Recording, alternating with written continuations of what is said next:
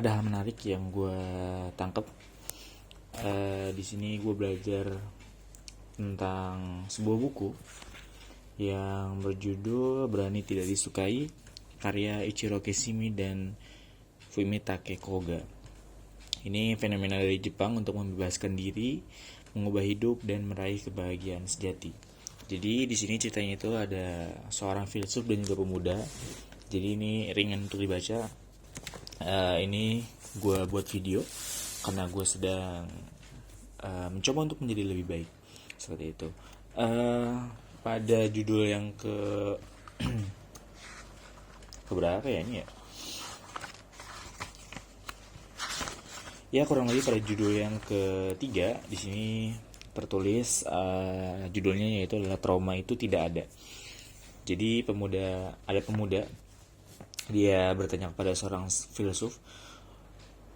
Dia mengatakan bahwasanya tolong beri penjelasan secara lengkap sebagai awalnya apa perbedaan antara ateologi dan juga teologi. Nah, filsuf mengatakan, misalnya ya, kamu terkena flu dan demam tinggi lalu pergi menemui dokter. Lalu misalkan seorang dokter berkata penyebab sakitmu adalah karena kemarin saat keluar kau tidak berpakaian cukup tebal, jadi itulah sebabnya kamu kena flu. Sekarang apakah engkau akan merasa puas dengan hal itu? Pemuda tersebut bilang, tentu saja tidak. Bagiku alasan itu tidak penting, entah cara aku berpakaian atau karena saat hujan itu atau apapun. Gejala yang kuderita fakta bahwa aku menderita demam tinggi saat itu, itulah yang penting. Kalau dia dokter, aku perlu dia menyembuhkanku dengan meresep obat, memberi suntikan, atau mengambil apapun tindakan khusus yang diperlukan. Filsuf mengatakan, tapi mereka yang memiliki pendirian ateologis termasuk sebagian besar konselor dan juga psikiater akan beralasan bahwa apa yang sedang kau derita bersumber dari penyebab ini dan itu di masa lalu. Lalu mereka pada akhirnya hanya akan menghiburmu dengan berkata, kau lihat itu bukan salahmu pendapatnya.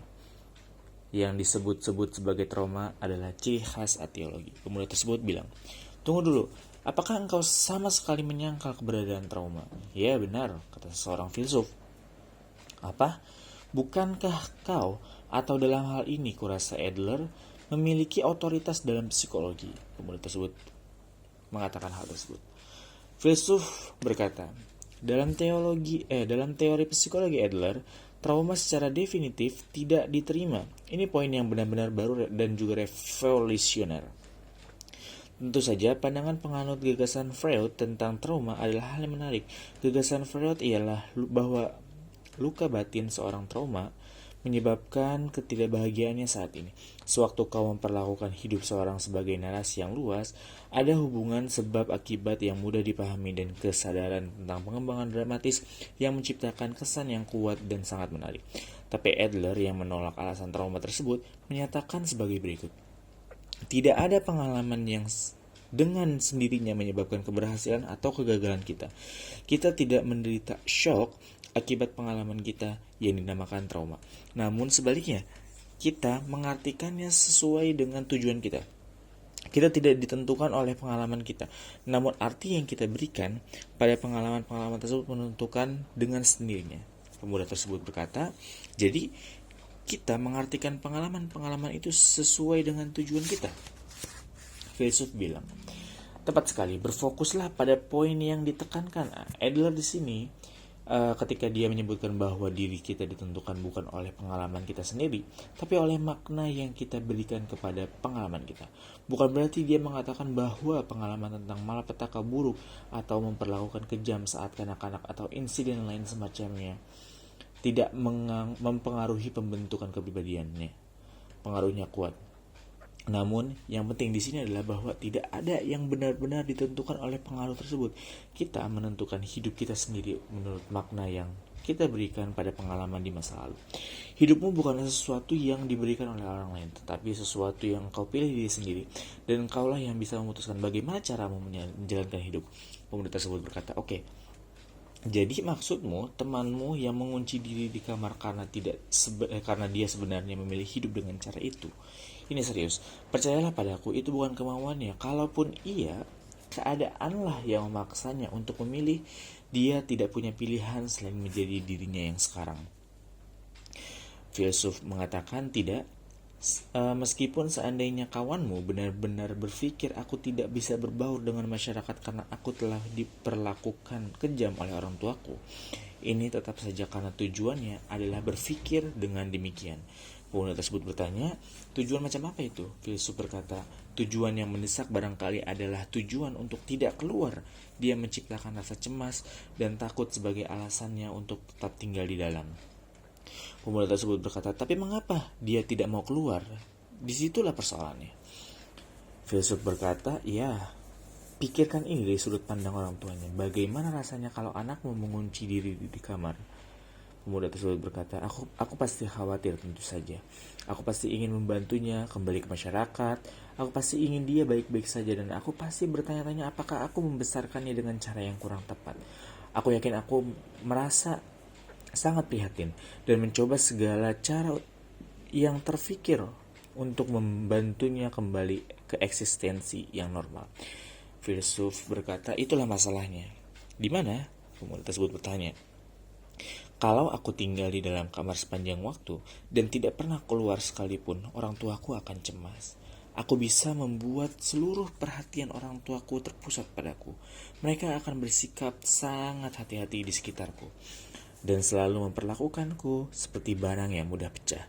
Di sisi lain, kalau pergi keluar selangkah saja, aku hanya akan menjadi bagian dari keramaian yang tidak diperhatikan oleh siapapun. Aku akan dikelilingi oleh orang yang tidak kukenal dan berakhir sebagai orang biasa atau kurang dari rata-rata, dan tidak ada lagi yang memperhatikanku secara khusus. Cerita tentang orang-orang penyendiri semacam itu bukanlah hal yang tidak biasa. Pemuda tersebut berkata, kalau begitu, mengikuti alur logikamu, temanku sudah berhasil mewujudkan tujuannya dan puas dengan situasi saat ini. Filsuf berkata, aku ragu dia merasa puas. Dan aku yakin dia juga tidak bahagia. Tapi bisa dipastikan bahwa dia juga mengambil tindakan yang sejalan dengan tujuannya. Ini bukan sesuatu yang hanya terjadi pada temanmu. Kita masing-masing menjalani hidup yang sejalan dengan suatu tujuan. Itulah yang disampaikan teleologi kepada kita. Pemuda tersebut berkata, tidak mungkin, aku menolaknya, ini sama sekali tidak bisa diterima. Begitulah temanku. Dengar, diskusi ini tidak akan sampai kemanapun kalau kita terus membicarakan temanmu. Pembicaraan ini akan menjadi pemeriksaan in absentia, dan itu tidak ada gunanya. Coba kita gunakan contoh lain. Seperti itu. Di sini menceritakan terkait tentang temannya si seorang pemuda yang mengurung dirinya karena pengaruh orang tuanya, karena karena broken home ya mungkin. Nah, di sini pemuda tersebut mengatakan bahwasanya semua itu terjadi karena trauma. Sementara seorang filsuf mengatakan semua ini bukan terjadi karena trauma, tapi karena dirinya sendiri. Jadi semuanya itu tergantung kepada dirinya sendiri. Apapun yang terjadi di luar sana, apapun yang terjadi pada hal yang tidak bisa kita kontrol, maka lebih baik untuk tidak kita pikirkan, apalagi sampai untuk menjadikan hal tersebut menjadi trauma. Trauma itu sebenarnya memang tidak ada. Trauma itu terjadi karena pikiran kita sendiri yang mengurung hal tersebut, yang percaya bahwasanya hal tersebut akan terjadi lagi dan juga lagi, seperti itu. Jadi dalam buku ini untuk awal saya akan itu aja yang bisa saya sampaikan. Terima kasih.